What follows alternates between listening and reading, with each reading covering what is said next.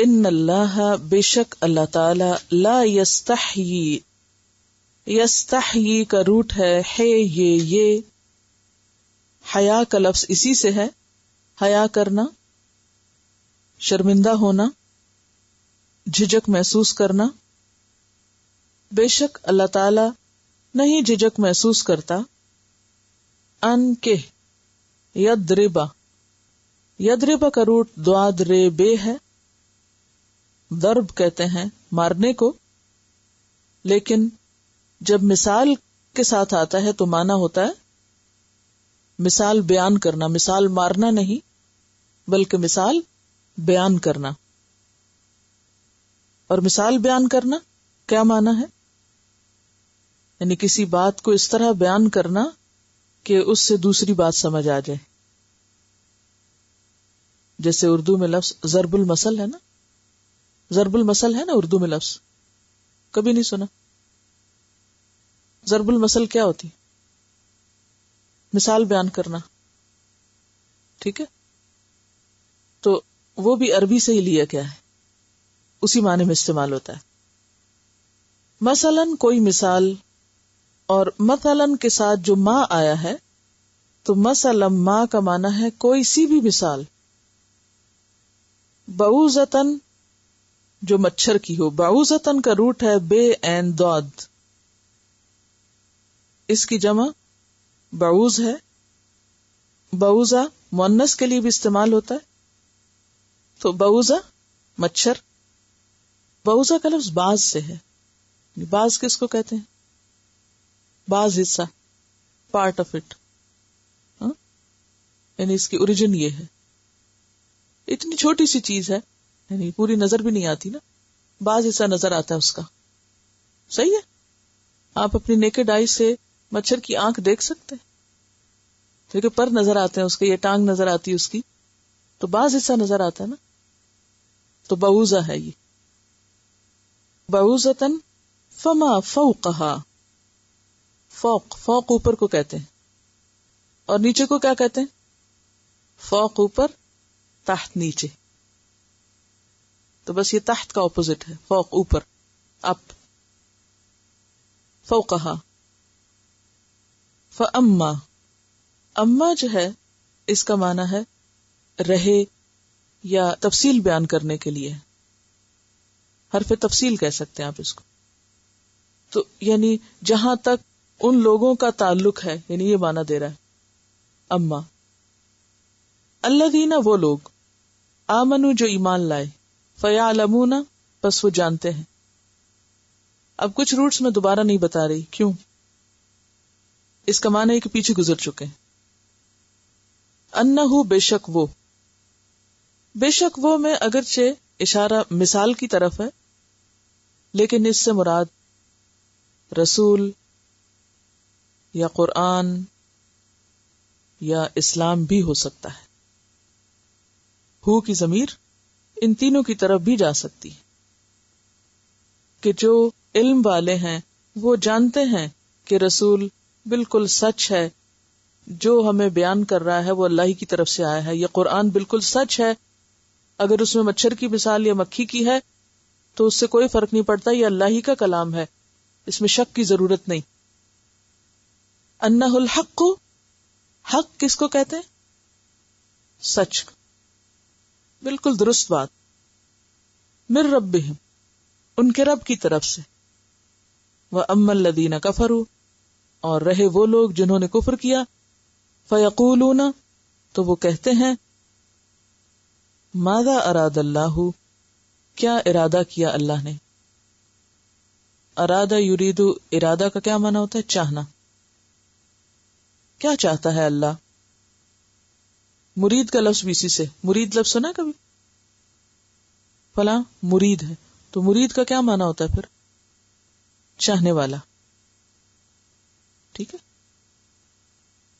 ماذا اراد اللہ، کیا کچھ ارادہ کیا اللہ نے، بہذا، بھی ساتھ، ہذا اس، مثلا مثال کے، یعنی اس مثال بیان کرنے سے اللہ کا مطلب کیا ہے. یدلو، گمراہ کرتا ہے، یدلو گمراہ کرنے کے معنی میں بھی آتا ہے، اور اسی طرح گمراہ قرار دینا بھی، یعنی ایک شخص جب غلط کام کرے تو اس کو گمراہ قرار دے دینا، ٹھیک ہے نا، یعنی کسی کو اس کے غلط کاموں کی بنا پر گمراہ ثابت کرنا کہ یہ ہے ہی گمراہ، کسی کے گمراہ ہونے کا فیصلہ کرنا، ٹھیک ہے. یدل بہ کثیرا، گمراہ قرار دیتا ہے اس کے ساتھ بہت سوں کو، یعنی جب ایسی حرکتیں لوگ کرتے ہیں تو اس سے وہ کیا کرتے ہیں، دراصل اپنا ہی گمراہ ہونا ثابت کرتے ہیں. وَيَهْدِي بِهِ كَثِيرًا، اور یہدی ہدایت دیتا ہے بھی ساتھ اس کے، یعنی اسی مثال کے، کثیرن بہت سے لوگوں کو. وَمَا يُضِلُّ بِهِ، اور نہیں وہ گمراہ کرتا اس کے ساتھ، إِلَّا الْفَاسِقِينَ، مگر فاسقوں کو. فاسقین کا لفظ جو ہے یہ فسق سے نکلا ہے. فسق کا لفظی معنی ہوتا ہے حد سے باہر نکلنا. فسق حد سے باہر نکلنا، رد کر دینا، اللہ کا حکم ریجیکٹ کر دینا، گویا نافرمانی کرنا، یعنی ہم نہیں مانتے. یعنی لفظی معنی کیا ہے فسق کا؟ ایک بات یاد رکھیے کہ عربی زبان میں جو لفظ فا سے شروع ہوتے ہیں، فے سے، یعنی ان کے اندر کھلنے کا، جدا ہونے کا مفہوم پایا جاتا ہے. مثلا فجر کس سے شروع ہوتا ہے؟ فجر، فا سے. کیا معنی ہے فجر کا؟ اندھیرے اور روشنی کا الگ ہونا، پو پھوٹنا جس کو کہتے ہیں، پھٹنے کا معنی نا. اسی طرح فلق، فلق کس کو کہتے ہیں؟ قل اعوذ برب الفلق، صبح. تو صبح بھی کیا ہوتی ہے؟ رات سے الگ ہو جاتی ہے نا، اندھیرا چلا جاتا ہے، صبح سامنے آ جاتی ہے، اس میں بھی الگ ہونے کا معنی ہے. اسی طرح فخر، فخر کرنا، کیا معنی ہوتا ہے فخر کرنے کا؟ شیخیاں بگارنا اور اپنے آپ کو بڑی چیز ثابت کرنا. تو یعنی ایک طرح سے پھٹنا تکبر سے، یعنی تکبر اندر تھا نا پہلے، تو پھر وہ فخر کرتے وقت کیا ہوا؟ پھٹ پڑا، باہر نکلا. اسی طرح فرح، فرح کا لفظ آتا ہے. فرح کا مطلب خوشی. اب جب انسان خوش ہوتا ہے تو اس کا منہ کیا ہوتا ہے؟ کھل جاتا ہے نا. خوش ہوں ذرا، نہیں منہ بند کر کے خوش ہوں. منہ بند کر کے خوش نہیں ہو سکتے آپ. خوش ہونے کے لیے کیا چاہیے ہوتا ہے؟ منہ کھل جاتا ہے آپ کا، اسمائل جب آپ کرتے ہیں. آپ کو کیوں بتا رہی ہوں یہ باتیں؟ کہ فے سے شروع ہونے والے فعل کے اندر کھلنے، الگ ہونے، جدا ہونے، پھٹنے، الگ الگ ہونے کا مفہوم پایا جاتا ہے.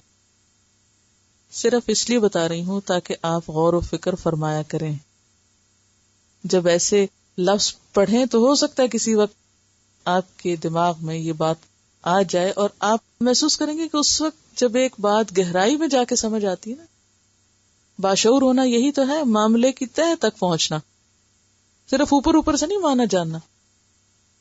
تو اس وقت وہ جو دل کی کیفیت ہوتی ہے وہ صرف ظاہری معنی پڑھنے سے نہیں ہوتی. ٹھیک ہے؟ تو فسق کا لفظی معنی بھی ہوتا ہے نکلنا، خروج، باہر نکلنا. تو جو شخص اللہ کی حدود سے باہر نکلتا ہے، یا جیسے آپ میں سے کوئی شخص اگر لائن سے باہر نکلتا ہے، تو یہ نکلنا کیا ہے؟ الگ ہونا ہے نا. یعنی سارے لوگ ایک سسٹم میں ہیں اور وہ کیا کر رہا ہے؟ الگ ہو رہا ہے. تو اسی طرح فسق جو ہے وہ اطاعت کے اپوزٹ ہے. اطاعت کا کیا معنی ہے؟ اللہ کی بات خوشی سے ماننا. اور فسق کیا ہے؟ اللہ کی بات رد کر دینا، ریجیکٹ کر دینا. اور فاسق سے ملتا جلتا ایک اور لفظ بھی ہے، فاجر، فجر، فجور سے. فجور بھی اسی معنی میں ہی ہے. جو شخص کھلم کھلا گناہ کرے، کھلے گناہ، وہ فجور ہوتے ہیں، یعنی فجور کا ارتکاب ہے. ٹھیک ہے نا؟ بھاری تو نہیں پڑ گئی باتیں؟ نہ لکھیں بے شک، صرف سمجھ لیں. چلیے، تو فاسقین جو نافرمان ہیں، جو اللہ کی حدیں توڑتے ہیں، توڑ کے باہر نکلتے ہیں، جو اپنے آپ کو کسی ڈسپلن کا پابند نہیں بنانا چاہتے، اللہ کی بندگی نہیں کرنا چاہتے، اللہ کے آگے جھکنا نہیں چاہتے، کسی حد کا خیال ہی نہیں رکھنا چاہتے. ان اللہ لا یستحی، بے شک اللہ نہیں شرماتا. کس بات سے؟ ان یضرب مثلا ما، کہ وہ کوئی بھی مثال بیان کرے. کسی بھی مثال کے بیان کرنے سے وہ نہیں شرماتا. اور وہ مثال بعوضۃً، خواہ مچھر جتنی چھوٹی چیز کی ہی کیوں نہ ہو. فما فوقہا، یا اس چیز کی جو مچھر کے اوپر ہے، اس کی کیوں نہ ہو، یعنی مچھر سے بھی چھوٹی چیز کی. فَأَمَّا الَّذِينَ آمَنُوا، تو جو لوگ ایمان لے آتے ہیں ان کو تو ماننے میں کچھ مشکل ہی نہیں ہوتی، کیونکہ وہ تو مان گئے اور انہوں نے سب کچھ مان لیا جو بھی اللہ کی طرف سے آیا. مثالیں سن کر ان کا طرز عمل کیا ہوتا ہے؟ فَيَعْلَمُونَ أَنَّهُ الْحَقُّ مِن رَبِّهِمْ، وہ فوراً جان لیتے ہیں کہ یہ سب کچھ سچ ہے، بالکل حق ہے، درست ہے، کیونکہ یہ ان کے رب کی طرف سے ہے. وَأَمَّا الَّذِينَ كَفَرُوا، اور جہاں تک ان لوگوں کا تعلق ہے جنہوں نے کفر کیا، اللہ ہی کو نہیں مانتے، رسول کو نہیں مانتے، قرآن کو نہیں مانتے، تو ایسے انکار کرنے والے لوگ جب قرآن پڑھتے ہیں یا قرآن میں کوئی مثال پڑھتے ہیں تو وہ ان مثالوں کا بھی مذاق اڑاتے ہیں. فَيَقُولُونَ مَاذَا أَرَادَ اللَّهُ بِهَذَا مَثَلًا، تو ان کے دل میں شکوک و شبہات پیدا ہوتے ہیں اور برے برے خیالات آتے ہیں. وہ کہتے ہیں کہ اللہ کا اس مثال کے بیان کرنے سے کیا مطلب ہے، کیوں بیان کی اللہ نے، اس مثال کی کیا ضرورت ہے، اس مثال کا کیا فائدہ ہے. وہ پھر حجت بازی کرتے ہیں، شوشے بازی کرتے ہیں. یضل بہ، وہ گمراہ کر دیتا ہے اسی کے ساتھ. کس کے ساتھ؟ اس کتاب کے ساتھ، یا اس دین کے ساتھ، یا اسی مثال کے ساتھ. کثیرن، بہت سے لوگوں کو. وہ یہدی بھی کثیرا، اور اسی مثال کے ساتھ بہت سے لوگوں کو ہدایت بھی دے دیتا ہے. تو ہی سے مراد یہاں یہ مثال بھی ہو سکتی ہے جس کی طرف اشارہ ہے، یا پھر قرآن اور رسول اور ان سے متعلق چیزیں. اچھا، تو چونکہ نسبت اللہ کی طرف ہو رہی ہے کہ وہ گمراہ کر دیتا ہے، تو پھر لوگوں کا کیا قصور؟ تو اس کا جواب دیا گیا کہ نہیں، سب کو نہیں گمراہ کرتا. وَمَا يُضِلُّ بِهِ إِلَّا الْفَاسِقِينَ، وہ اس کے ساتھ فاسقوں ہی کو گمراہ کرتا ہے، جو سرکش لوگ ہوتے ہیں، جو حدوں کو توڑتے ہیں، جو اللہ کی بات ماننا ہی نہیں چاہتے، جو عمل ہی نہیں کرنا چاہتے، جو گمراہی رہنا چاہتے ہیں. جیسا کہ سورۃ الصف میں آتا ہے، فَلَمَّا زَاغُوا أَزَاغَ اللَّهُ قُلُوبَهُمْ، جب وہ ٹیڑے ہوئے تو اللہ نے ان کے دل ٹیڑے کر دیے. انہوں نے خود سیدھا رستہ دیکھنا ہی نہیں چاہا، اللہ نے بھی نہیں دکھایا. وَاللَّهُ لَا يَهْدِي الْقَوْمَ الْفَاسِقِينَ، اور اللہ فاسق لوگوں کو ہدایت نہیں دیا کرتا. جیسا کہ پہلے بھی میں نے عرض کیا کہ پچھلی آیات میں اللہ تعالی نے لوگوں کو چیلنج کیا کہ اگر تمہیں شک ہے کہ یہ قرآن اللہ کی طرف سے ہے تو اس جیسی کوئی صورت بنا لو. صورت تو کوئی نہ بنا سکے، لیکن اللہ کی نازل کردہ کتاب کی بعض باتوں پر اعتراض کرنے لگے. اور ان میں سے ایک اعتراض کیا تھا کہ قرآن میں مثالیں کیوں بیان ہوتی ہیں، اور خاص طور پر منافقوں کا حال کھولنے کے لیے جو مثالیں بیان ہوئی تھی، تو ظاہر ہے وہ ان کو اپنے خلاف لگی. ان کو اچھی کہاں لگی ہوں گی کہ ان کے دلوں کے حال کھول کے رکھ دیے گئے، ان کے عمل واضح کر دیے گئے کہ دیکھو یہ وہ لوگ ہیں جب ان کو کوئی مشکل آتی ہے تو رک جاتے ہیں، دین کا رستہ چھوڑ دیتے ہیں، اور جب کوئی آسانی ہوتی ہے، کوئی فائدہ ملنا ہوتا ہے دین کے ذریعے، تو پھر دین کے ساتھ لگ جاتے ہیں، دین کی طرف آ جاتے ہیں، دین کے حکم پہ چلنے لگتے ہیں. تو اب آپ خود سوچیں کہ جس شخص کا یہ طرز عمل ہو، اگر اس کے طرز عمل کو کھول کے بیان کر دیا جائے کسی مثال کے ساتھ تو اس کو اچھا تھوڑی لگے گا. تو ایسے لوگ قرآن جن کے خلاف جاتا ہے، یعنی جن کو قرآن کا حکم اپنے خلاف نظر آتا ہے، پھر وہ خود کو تو بدلنے کی کوشش نہیں کرتے، وہ کیا کوشش کرتے ہیں؟ قرآن کو بدل دیں. اور بدل کہاں سکیں گے؟ بدل بھی نہیں سکتے، اس جیسا اور کوئی بنا کے لا بھی نہیں سکتے، اس کو چھپا بھی نہیں سکتے، اسے کہیں گم بھی نہیں کر سکتے. لہذا آخری حربہ کیا ہے کہ اب اس کے اندر سے شوشے نکالے جائیں. بعض اوقات ایسا ہوتا ہے نا کہ جب کسی شخص کا کوئی طرز عمل آپ کو بالکل ٹھیک نظر آتا ہے، لیکن ٹھیک ہونے کے باوجود وہ شخص آپ کو اچھا نہیں لگتا، تو آپ کیا کرتے ہیں؟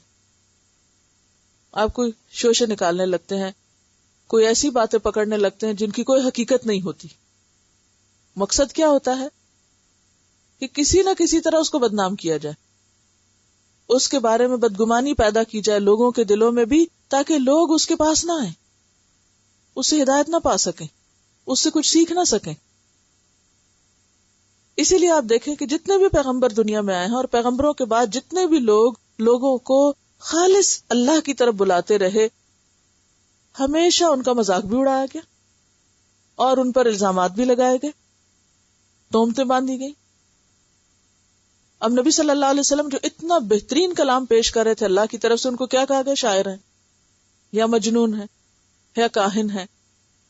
حالانکہ ان میں سے کوئی ایک خطاب ایسا نہیں تھا جو آپ کے اوپر چسپاں ہو سکتا تھا، کیونکہ سب اپنی آنکھوں سے دیکھ رہے تھے کہ آپ میں جنون کی کوئی کیفیت ہے ہی نہیں.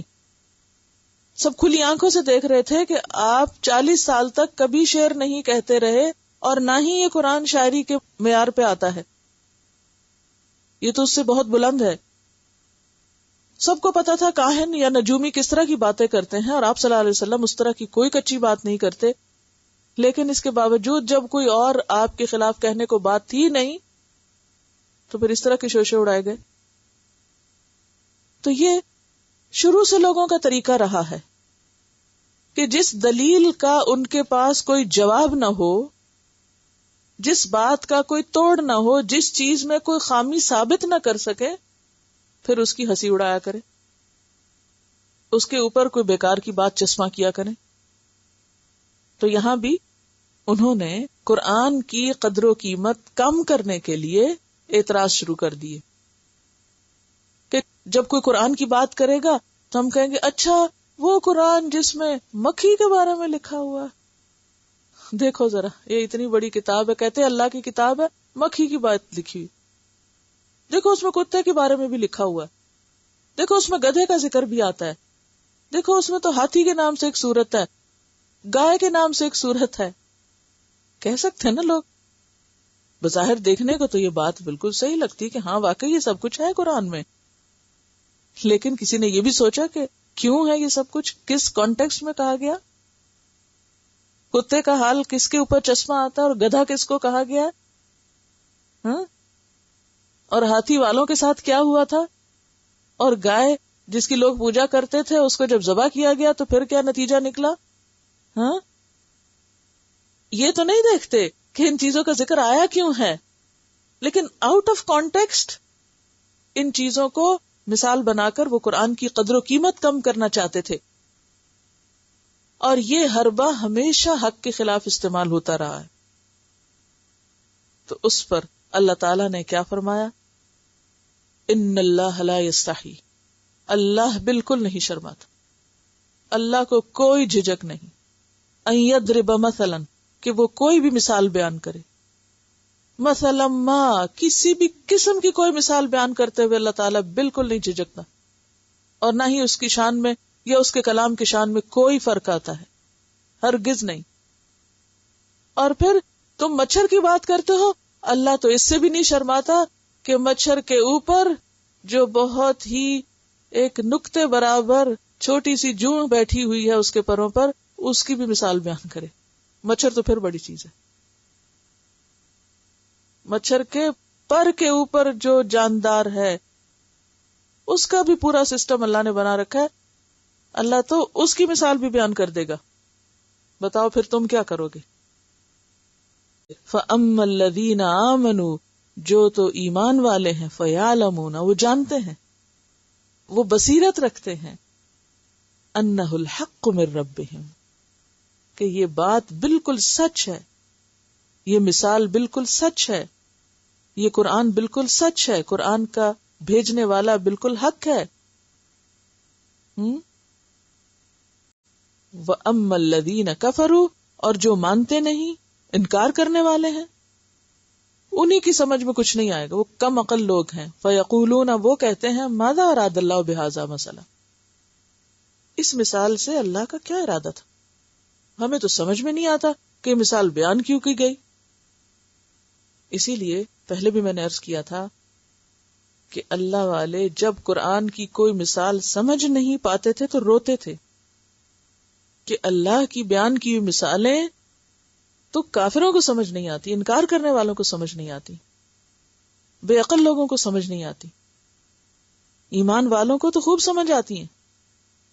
تو کسی کا قرآن پر یہ اعتراض کرنا، یہ اعتراض کے انداز میں کہنا کہ یہ بات کیوں کی گئی، تو اپنی عقل کو کوسو، اللہ پر اعتراض مت کرو، اللہ پہ شکوہ مت کرو۔ اسی لیے اللہ تعالیٰ فرماتے ہیں کہ یضل بہ کثیرا ویہدی بہ کثیرا، اللہ اسی قرآن کے ساتھ، انہی مثالوں کے ساتھ بہت سے لوگوں کو بھٹکنے کے لیے چھوڑ دیتا ہے، ویہدی بہ کثیرا، اور بہت سے لوگوں کو ہدایت دیتا ہے۔ 4 سبب سے ہدایت ملتی ہے۔ اب ہم یہ نہیں کہہ سکتے اللہ نہیں ہدایت دیتا، اللہ بہت سو کو دیتا ہے، لیکن کس کو دیتا ہے اس کے لیے 4 چیزیں ضروری ہیں۔ نمبر 1، قرآن اور سنت سے مضبوط تعلق، کیونکہ نبی صلی اللہ علیہ وسلم نے فرمایا ترکت فیکم امرین لن تدلوا ما تمسکتم بہما، میں تم میں 2 چیزیں چھوڑ کے جا رہا ہوں، ہرگز نہیں گمراہ ہوگے، ضالین میں نہیں شامل ہوگے جب تک تم ان دونوں کو مضبوط پکڑ کے رکھو گے۔ تو ہدایت پانے کے لیے سب سے پہلی چیز قرآن و سنت کو مضبوط پکڑنا، اس میں حجتیں اور شوشے نہیں نکالنا، بلکہ اس کو لے لینا، اٹھا لینا۔ نمبر 2، کائنات کی نشانیوں میں غور و فکر کرنا، اس سے بھی انسان کو اللہ کا قرب ملتا ہے۔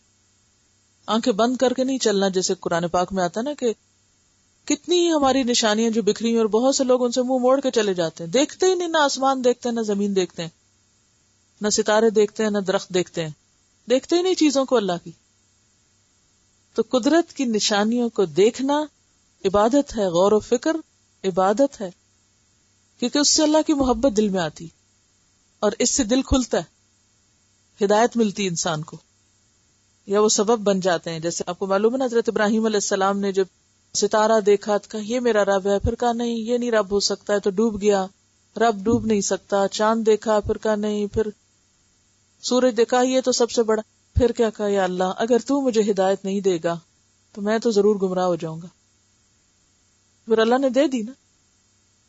تو جو شخص بھی کائنات میں غور و فکر کرتا ہے وہ اپنے رب کو پانے کی کوشش کرتا ہے، اللہ اس کے لیے رستے کھول دیتا ہے۔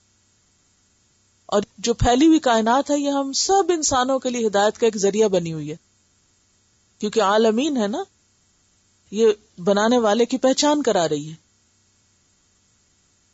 تیسری چیز دعاؤں کی کثرت، جہاں اٹکیں، جہاں بھٹکیں، جہاں پھسلیں، فوراً مانگے اللہ سے، اللہ مجھے تو پتہ ہی نہیں تو کیا چاہتا، مجھے وہ بتا جو تو چاہتا ہے۔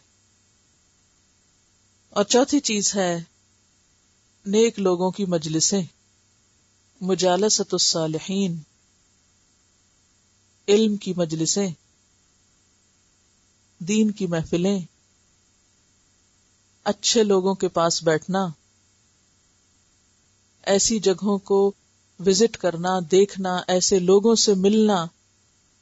جیسے آپ دیکھیں کہ یہاں پر کتنی مسجدیں ہیں، کیسے کیسے سپیکرز آتے ہیں، کیسی کیسی کانفرنسز ہوتی ہیں، لیکن بہت سے لوگ پرواہ نہیں کرتے، جاتے ہی نہیں، وہ اسی چکر میں پڑے رہتے ہیں کہ آنے والا کس ملک سے آیا ہے، کیا بولتا ہے، کیا کرتا ہے، کوئی تعصبات، کوئی ادھر ادھر کی باتیں۔ جگہ تو موجود ہے نا، پتہ بھی ہوتا ہے کہاں کہاں کیا ہو رہا ہے، نہیں تو پتہ کرنا چاہیے۔ خود بھی اور بچوں کو لے کے پہنچنا چاہیے. لیکن ہم صرف غفلت سے کام لیتے. اچھا پھر چلے جائیں گے نا, ابھی تو یہ مصروفیت ہے. بس اپنی من پسند کی پارٹیز ہو رہی ہیں, کھانا پینا ہو رہا ہے, سیر تفریح ہو رہی ہے. کبھی ایسی بھی تو سیر تفریح ہو نا کہ جس میں کچھ سیکھنے کو ملے. جب ہم ایسی مجلسوں میں جائیں گے ہی نہیں, جب مسجد میں جائیں گے ہی نہیں, جب کسی علم کی مجلس میں بیٹھیں گے ہی نہیں, جب کسی علم والے کو سنیں گے ہی نہیں, کہاں سے راستہ مل سکتا ہے؟ نہ خود قرآن کھولتے ہیں, نہ کائنات کو دیکھتے ہیں, نہ مانگتے ہیں, نہ ایسی مجلسوں میں جاتے ہیں, تو پھر کہتے ہیں اللہ ہی ہدایت نہیں دیتا ہمیں, اللہ ہی نہیں چاہتا ہم سیدھے ہوں. وہ چاہے گا تو ہمیں راستہ دکھا دے گا. آپ خود کچھ بھی نہ کرو تو وہ زبردستی تھوڑی دے گا. ہدایت وہ چیز ہے جو طلب کرنے سے ملتی ہے, جس کا تعلق چاہت سے, آپ کی چاہت دیکھی جاتی ہے. تو اللہ فاسقوں کو ہدایت نہیں دیتا.